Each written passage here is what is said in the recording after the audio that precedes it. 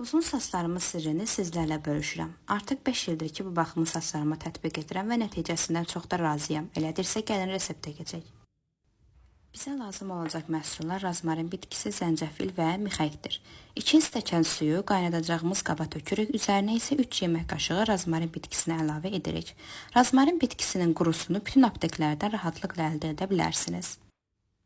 Qarışımımızın üzərinə 5-6 ədəd mixək əlavə edirik.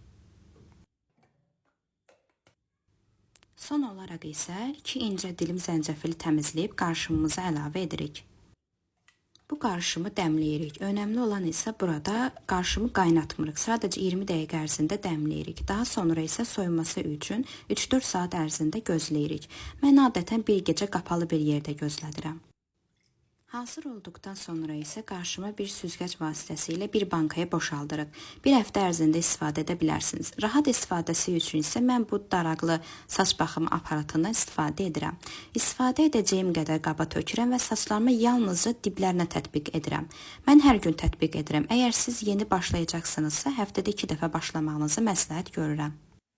Saçlarınız öyrəşdikdən sonra isə həftədə 4-5 dəfə tətbiq edə bilərsiniz. Tətbiq etdikdən sonra saçlarımıza diblərinə yavaşca masaj edirik və yumuruq. Saçlarımızda qalır. Videonu bəyəndinizsə bəyənib qayd etməyi unutmayın. Hələlik.